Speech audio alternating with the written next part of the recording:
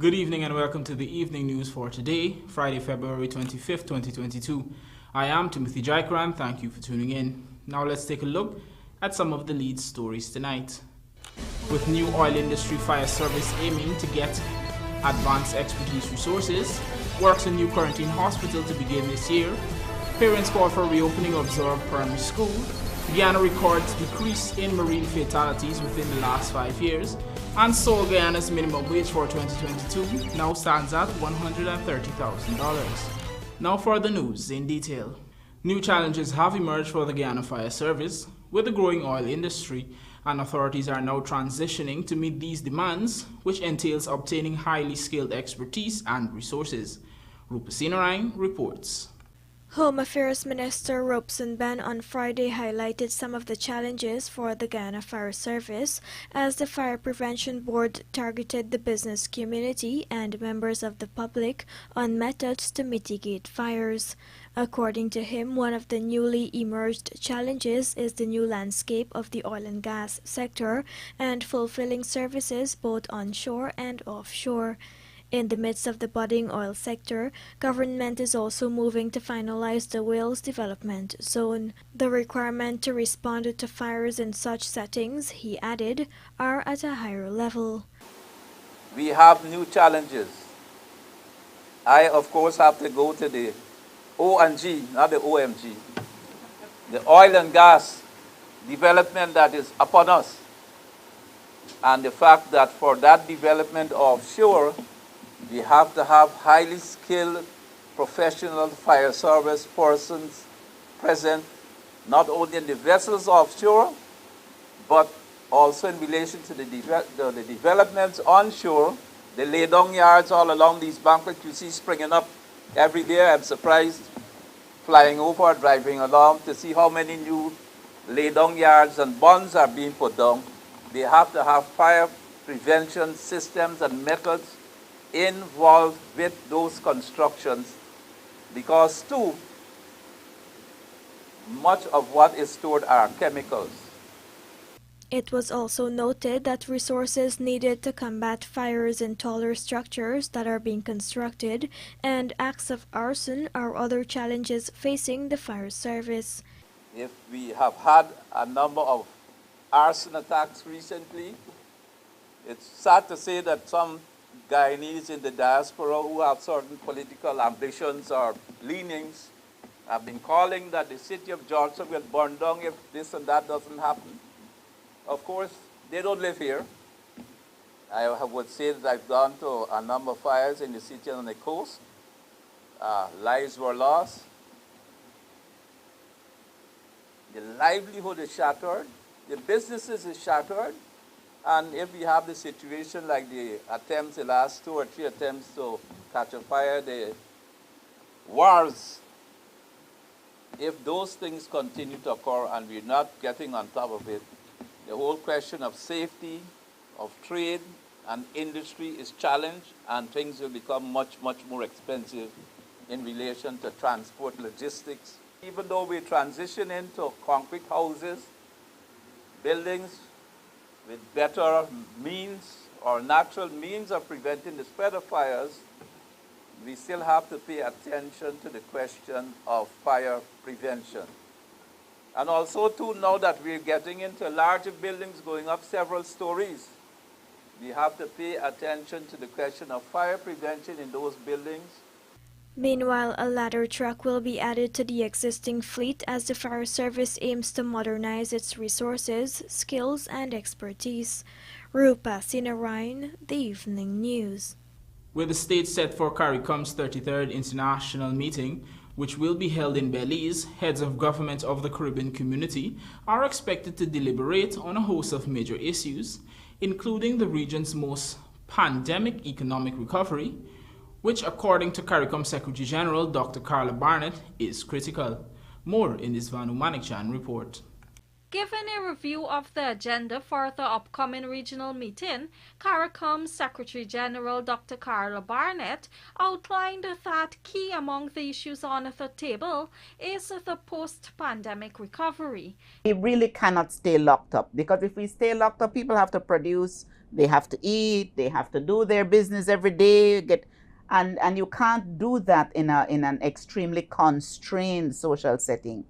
Therefore, the notion that we have to free up, that we have to open up, makes sense, but we have to do it in keeping with what the scientific information says about how the pandemic is evolving, how the virus itself has evolved, and what the main concerns would be, which continue to be, we have to protect our most vulnerable populations. Other recurring issues will also feature on the agenda, such as regional security, border issues, climate change, advancing the CSME as the region's best economic development option, and food security in the region. Because of the impact of COVID and the disruptions that occurred, transportation of food in particular is really on the agenda, but not only food and people. So if there's a glut in St. Vincent, there really ought to be no reason for that extra not to go to St. Lucia or Barbados or some other place.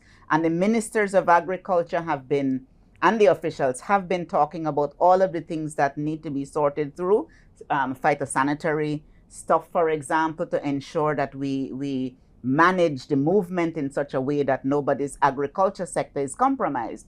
But at the same time, the food has to move. And so that's high on the agenda, and is linked very closely with the matter of food security and increased food production.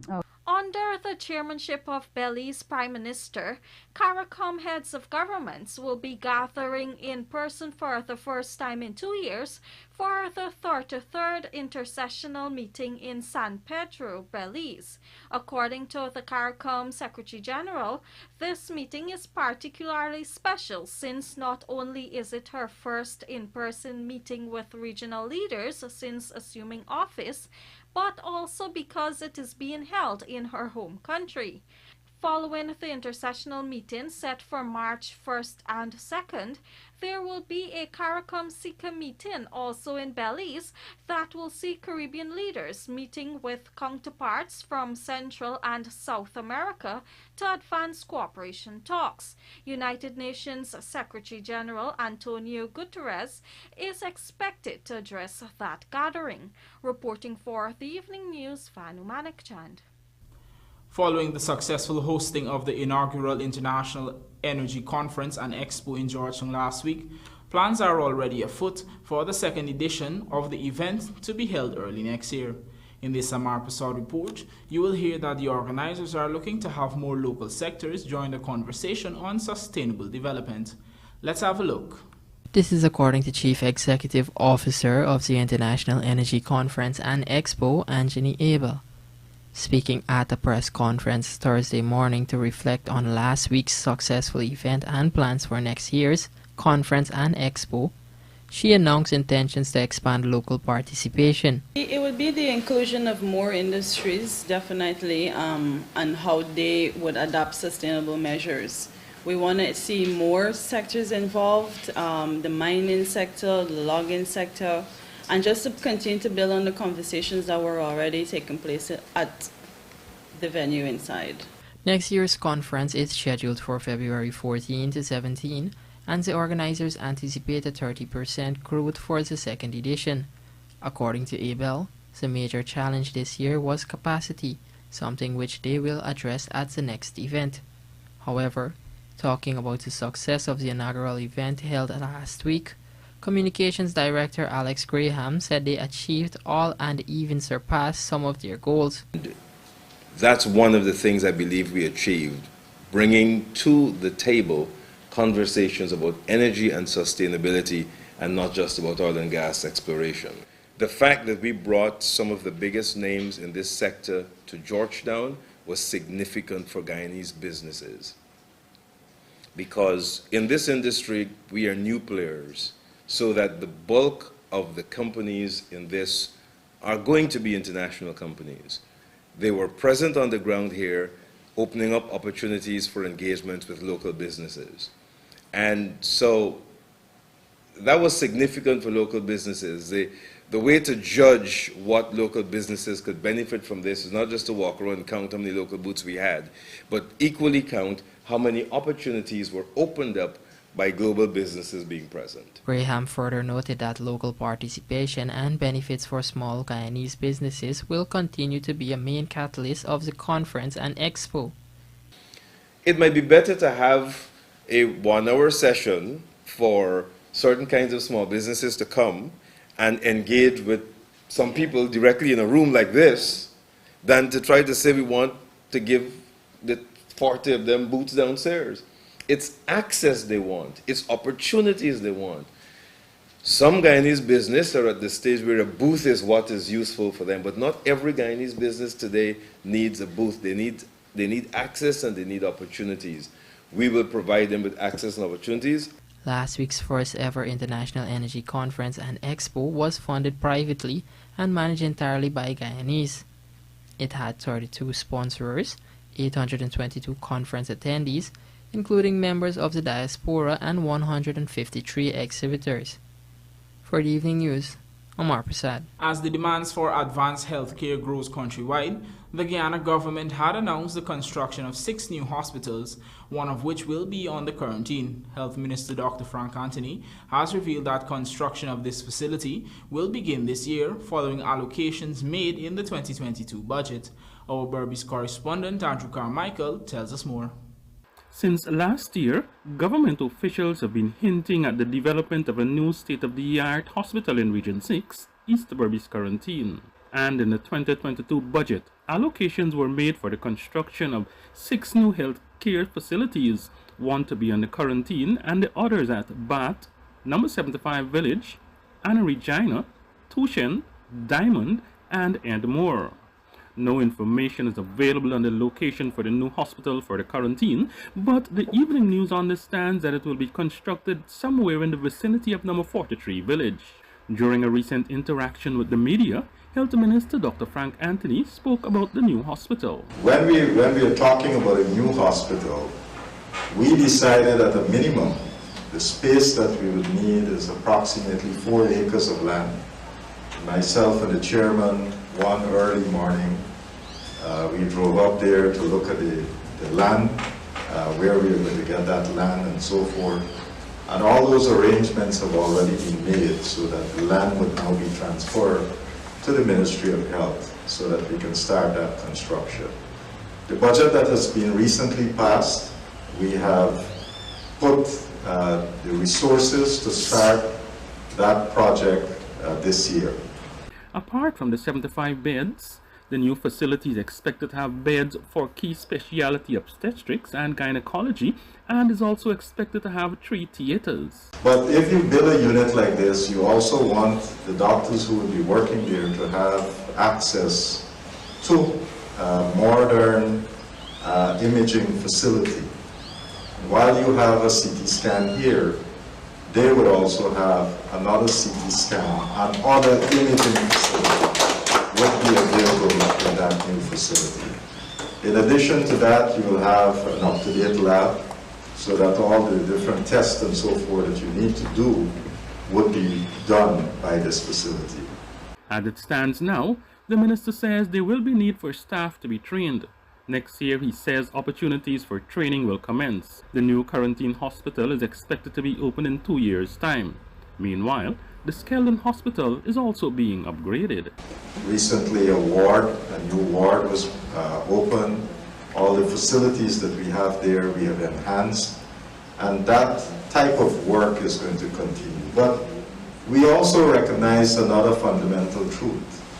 And that is, we have outgrown the place that we have at Skeldon. And if we are just going to tinker with the systems that we have there, change a couple of boards, change something here or there, it is not going to give us the kind of hospital that we need to deliver modern type of health care. Andrew Carmichael, The Evening News. Our Berbice correspondent Andrew Carmichael joins us again to report that parents and residents of Upper East Kanji are calling for the reopening of the ZORG primary school, which was closed in 2013. Here are the details. Prior to its closure in 2013, the ZORG primary school, which has been in existence for more than 60 years, also housed a nursery department. At the time of its closure, the school had 5 pupils and 3 teachers. It also had a cleaner. In closing the school, the Department of Education had stated that the resources could have been better utilized if the teachers were placed at more populated schools and the children attend the Gangaram primary. Look, then children just got to go to school and close down the school. You get over, but let me say, you get about 7 to 8 children to go to school. Close down the school and left for now. He and his sister got to go to school, he alone got to go to school. If you all open a school, I like the school up at a distance too far for the Telangana for the school. So if the school could open back for me right there, it's better for me. I get 2 grandchildren, they go in Amsterdam school. Then their mother work at courts and their father work somewhere in Amsterdam too. So to carry them out and bring them, I want hard task to the mother. Because she got to take she lunch hour and bring home them from school, and then she got to go back. So sometimes she not get to eat lunch because she got to go back straight to work. And sometimes when the rain fall, them children to go out from here, very, very hard. More than 12 children from Speculation 1 and 2, Goodland, Workers' Lust, Bachelor's Adventure, ZORG, Divesta, and Follow-Up attend school at the primary level. Many of them attend the Gangaram primary. However, some parents send their children to more popular schools in the region. Angela Fraser, a mother of 3, is one such. Since I come in here to live, I saw the school closed down and nobody has been going to the school. So if the school could open, I'm more glad because I got a little child, he's just 7 years old, and I have to carry him on the road to catch car up to this morning. He couldn't go to school because the transportation wise. So I don't know if the government could look into the matter and bring a bus and let the children them get for catch thing in the morning so they could get. I give them money to go to school, but for them in catching car. Them in catching, they had to come back this morning. So how they reach out there? How they just ride bicycle. And then the bicycle at Gangaram, and from Gangaram they just catch car. But not every time I get money for like car pick them up. Because I'm not working anywhere right now. When I used to work, I get money, I just send them. Or I just call the car and the car just pick them up. But now I'm not working, neither my husband is not working. And if the government could send in the government bus at Gangaram, no problem. I could send them every day to school. I don't have a problem sending them to school. Because education is very good to children. Without education, you cannot do nothing. We get internet down here, and the children them get this online homework, like, right? And we don't have no internet down here, no light where they gotta study next to where the big granddaughter go right common entrance, and we not got light or nothing for them study. Then they gotta study with the lamp all the time and that hot eye. So me don't know if anybody could help about this situation. ZORG Primary is not the only school in the region to have been closed in recent years. The Mara Primary and Molson Creek Primary have also been closed, forcing children of those communities to attend other schools. Molson Creek Primary was permanently closed in September 2012 owing to the inadequate student population in the area. But the Regional Democratic Council had said that the students were being transferred to the Crabwood Creek Primary because of the poor condition of the road, which resulted in teachers and other stakeholders being unable to access the school building. Andrew Carmichael, The Evening News. Coming up, 2 killed in separate accident on East Bank Demerara, and despite declining COVID infections, persons urged to still strictly follow the guidelines.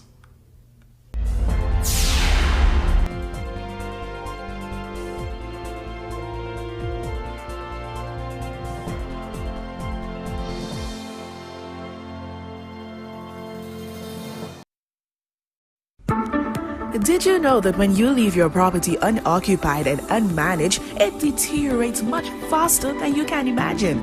Then, before you know it, much of your hard-earned investment is wasted. At Hand in Hand Trust Corporation, property management is our business. Whether you travel for long periods, live overseas, or have several properties that require managing, let us at Hand in Hand Trust Corporation take care of this for you. Your property is safe with us. Hand in Hand Trust Corporation Incorporated, a member of the Hand in Hand Group of Companies.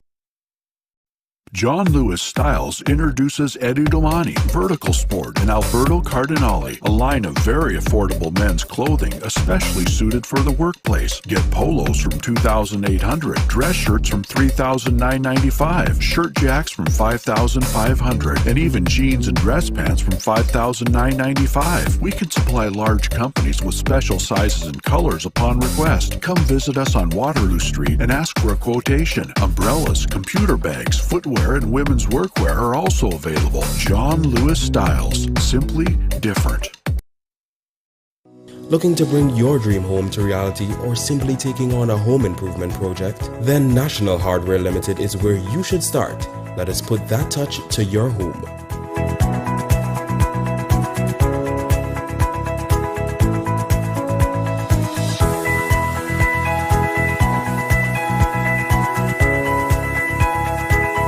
Choose from over 1,000 Berger Paint original hues for any surface.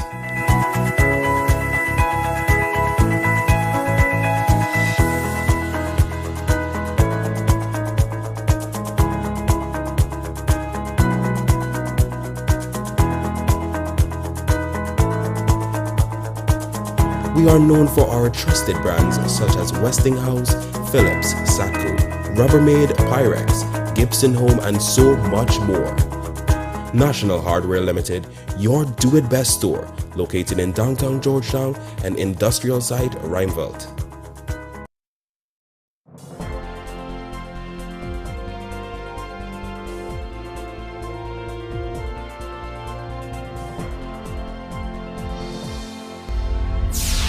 Jomo Benjamin, a porter, met his demise yesterday afternoon following a two-vehicle collision at Yarrowcabra Linden Suicide Highway, East Bank, Demerara.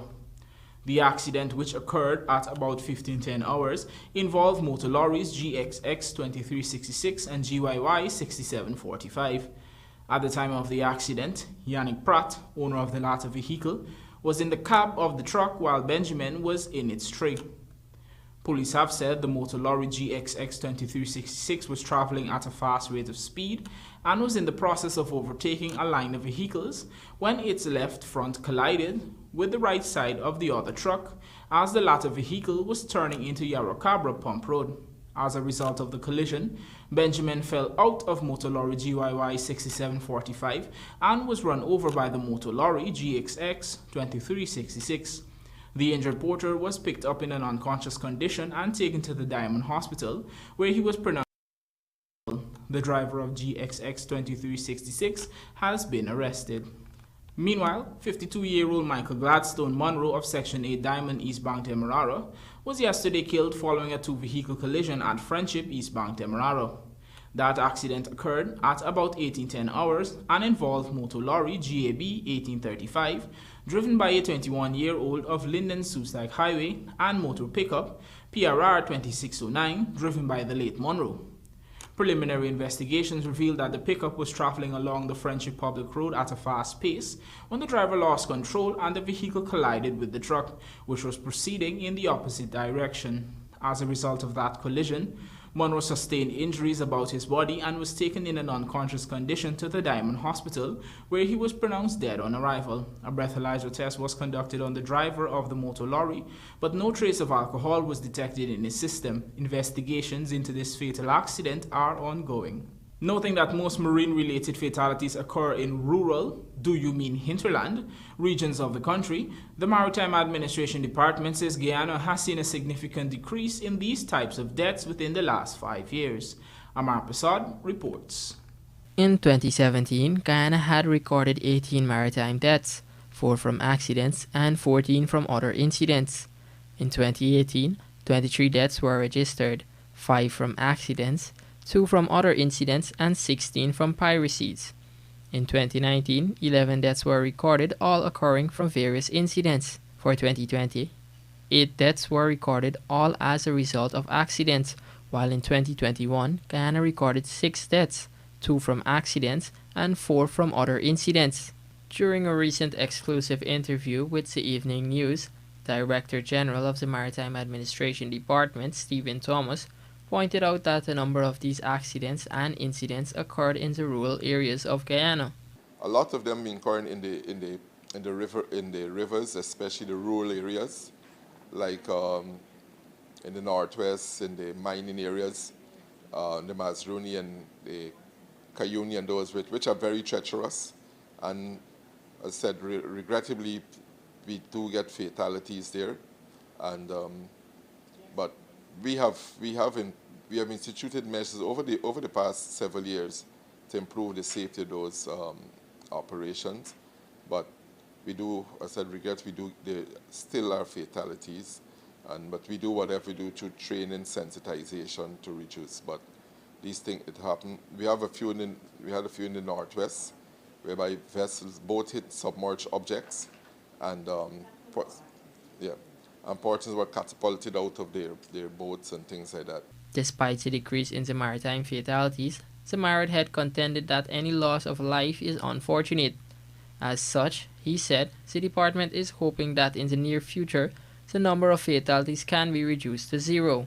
Fortunately, most of the accidents are unfortunate, I should say. Any loss of life is very, very unfortunate. For the Evening News, Amar Prasad. As heavy rainfall continues across the country, a recent assessment of drainage pumps has shown that all within the city of Georgetown are functional. Rupasina Rang tells us more. Agriculture Minister Zulfikar Mustafa on Thursday conducted a site visit to several of the drainage pumps to determine if they were operational. From the reports of the Hydromet Department, several villages in regions 2, 3, 4, 5, 6, 7, and 8 have been experiencing instances of persistent rainfall. Minister Mustafa informed the media that all of the pumps in Georgetown are fully operable. In the city, all 13 pumps are operable presently. I am satisfied that the operators are working the pump, and we'll continue to monitor it because we have 3 engineers on a full-time and a 24-hour basis monitoring these pumps. And as long as there is any issue, we immediately mobilize mechanic to deal with it and to get it done. So we have been doing that over the last few months, and I think that we have been getting better response. He added that the ministry has been working closely with the regional authorities and is prepared to allocate additional resources to strengthen its flood response efforts. Residents have been cautioned to desist from disposing garbage in the drainage canals since this will affect the pumps. There have been instances of such challenges in the past few days. Meanwhile, additional pumps have been deployed to the Corentyne coast and the east coast of Demerara. Thus far, there have been no reports of major flooding. When we are monitoring the situation, we are working very closely with the regional authority, the local authority, to see what system we can put in place to bring ease to residents. Residents should also take precaution not to dump garbage in the alleyway and in the drainage canal, because these garbage affect our pumping. For example, yesterday, one of the pump at the Corn Street gave up because of garbage get inside the pump. So I'm asking residents to cooperate with us to ensure that they help us and let us monitor the situation closely. Persons can call the NDIA or the ministry to report any issues or the need for assistance. Workers attached to Sol Guyana Incorporated will benefit from as much as 24% increase in pay following a new memorandum of understanding signed with the General Workers Union under the auspices of the Ministry of Labor. Shane Marks has the details. On Friday, a new memorandum of agreement was inked between the General Workers Union, GWU, and Sol Guyana Inc. that will benefit employees of Sol Guyana. The agreement was inked under the support of the Ministry of Labor's Chief Labor Officer, Danishwar Dinarain. The new Memorandum of Agreement or Collective Labor Agreement will span over 2 years effective from January 1, 2022 to and including December 31, 2023. With the new agreement, workers of Seoul, Guyana will benefit from a 24% increase in pay for 2022 and a further 5% increase from January 1, 2023. Seoul, Guyana Inc.'s minimum wage for 2022 will now be upwards of $130,000 per month, with further elevation from January 1, 2023 to $136,000 per month. General Manager of Seoul, Guyana Inc., Earl Carbon, stated that the company sees its employees as its most important resource, a key factor that played in the creation of the new agreement. We do see our staff as our most important resource. You can have the best trucks, the best storage tanks, the best whatever. If you don't have competent and happy people, satisfied staff, energized staff working for you, you're not going to have a very good business operation. So it's from that point of view, and it's with that context that we went into this negotiation with the union. President of the union, Norris Witter, commended Seoul, Guyana Inc. for their willingness and timely completion of the agreement, also stating that configurations will be made if inflation exceeds the 5% increase by the end of 2022. I would wish to commend the management of Seoul, Guyana Limited, and why I say so. It took us less than 3 meetings, utilizing a total of approximately 8 hours to conclude the negotiations for a new collective agreement for a 2-year period. The management's attitude towards the negotiations were respectful, positive, and matured. 5% increase for 2023. But that 5% increase is conditional, meaning that it is indexed to cost of living and the inflation. So if the inflation rate exceeds 5% at the end of 2022, the parties will re-engage and review that 5% increase. Seoul, Guyana Inc. employees' minimum wage for 2022 is equivalent to 258.5% the minimum rate at Gaisuko, 294.1% the national minimum wage, and 173.5% the public service minimum wage. For the evening news, Shane Marks. Even though Guyana has been experiencing a slowdown in the rate of COVID-19 deaths and infections, persons are being urged not to let their guards down and to continue rigidly following all protocols and measures put in place to deter the spread of the virus. Here is Shane Marks again with the details. Following an upsurge in COVID-19 cases last month due to the Omicron COVID variant, Guyana is now experiencing a slowdown in infections and deaths countrywide. However, despite this positive trend, Health Minister Dr. Frank Anthony is cautioning persons against letting their guards down. So it's always safe to do the right things, which would be to wear your mask and keep your distance. So although there is a decline in cases, we still have to be vigilant. I know the urge is to take off your mask and relax, but if you do so, you can get infected. Omicron, as we know, the variant that is currently circulating, we are seeing a lot of people with more upper respiratory tract infection. That means that some people would experience it as congestion, nasal congestion, your nose being blocked up, maybe an itchy throat, that sort of thing. And that mimics common flu in many ways. So sometimes somebody might be feeling that they have the common flu and it's really a COVID-19 infection. So that's why people need to take these precautions still. There are active cases in all regions which are being monitored. We are seeing cases in all of our regions, and right now we have active cases in every region of Guyana. We currently have about 828 cases. So while this is a reduction from previous days and previous weeks, it is still something that we have to be concerned about, because not everybody who probably would experience COVID is coming in to be tested. So there are other people who are out there probably getting a milder version of COVID, but we're not seeing them coming for testing. So to date, 431,597 persons, or 84.1% of the adult population, have received the first dose of the COVID vaccine, while 326,867 persons, or 63.7%, have received 2 doses.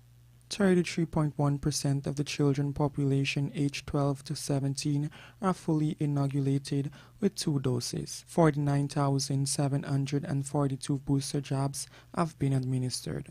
For the evening news, Shane Marks. Guyana has not recorded any new COVID-19 related fatalities, and as such, the country's death toll remains at 1,216. There are 58 new cases of the virus, taking the total positives detected to date to 62,856. 10 persons are in ICU, 40 in institutional isolation, 713 in home isolation, and 10 in institutional quarantine. Recoveries stand at 60,877. And now for a look at the bridge reports. The Demerara Harbor Bridge is scheduled to be closed on Friday, February 25, 2022 at 10 hours 30 for a period of 1.5 hours. Meanwhile, the Berbice River Bridge is scheduled to be closed on Friday, February 25, 2022 at 11 hours 35 for a period of 1.5 hours. CWI hoping to get Gabriel fit to play Test cricket, says Haynes, and Guyanese Fraser has shown improvement in Windies women's setup. Details of these stories and more in the Sportscast sponsored by Macorp coming up on the other side of the break.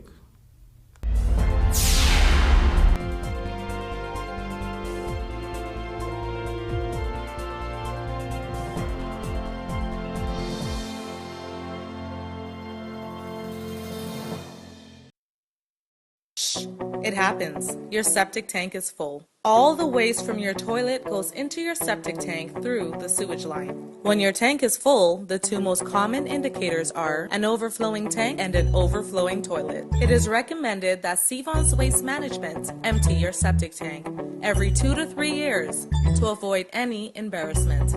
And before you can say, shh, it's gone.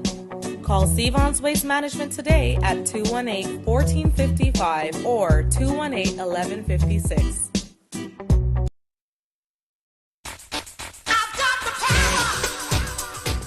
American-made Generac pressure washers from Sylvie's Variety Store give you the power you need to blast away dirt and grime, providing the perfect cleaning power for any tough jobs around the house or business, from 2,500 to 4,000 psi. So get the Generac pressure washer today with all the parts and accessories available from Sylvie's Variety Store.